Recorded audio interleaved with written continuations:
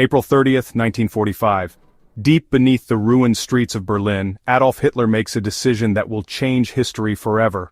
Trapped in his underground bunker, surrounded by betrayal, defeat, and despair, the once-feared dictator takes his final breath. But what really happened in those last moments? For decades, the truth remained hidden, but now, newly discovered documents reveal shocking insights into Hitler's final days. This is the untold story of the last hours inside the Führerbunker. It was here, 7 meters below the ground, that Hitler spent his last weeks. A fortress designed to be impenetrable, yet now, it was nothing more than a tomb. The atmosphere was suffocating, cold, damp, and filled with fear. With the Red Army closing in just a few kilometers away, Berlin had turned into a battleground. Explosions rocked the city as Soviet forces fought to capture the Nazi stronghold. Hitler's dream of a 1,000-year Reich was crumbling. Inside the bunker, Hitler was no longer the powerful dictator he once was. His body was weak, his hands trembled from Parkinson's disease, and his mind was plagued with paranoia.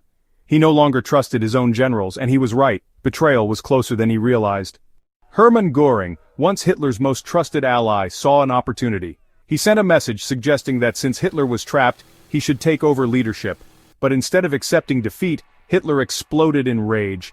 Göring was declared a traitor, stripped of his power, and sentenced to death. Meanwhile, Heinrich Himmler, head of the SS, was also negotiating surrender with the Allies. When Hitler discovered this betrayal, his fury knew no bounds. The man he had trusted to maintain the Nazi ideology had turned against him. Hitler knew then he had lost everything. With enemies closing in and his own men turning against him, Hitler saw only one way out. On April 29th at 1 a.m., Hitler did something unexpected. He married Eva Braun, his longtime mistress. Just 24 hours before their deaths, they exchanged vows inside the bunker. Was it love, or a final act of control? As a final act of loyalty, his secretary Traudl Junge prepared his will. Hitler dictated his last political testament, blaming the Jews for Germany's downfall and appointing Karl Donitz as his successor. But their honeymoon would last only one day.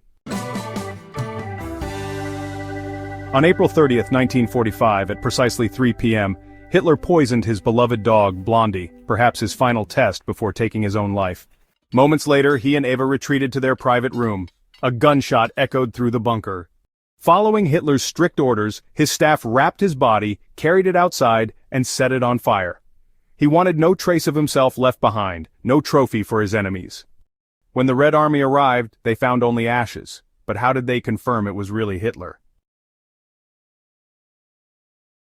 The answer lay in his teeth.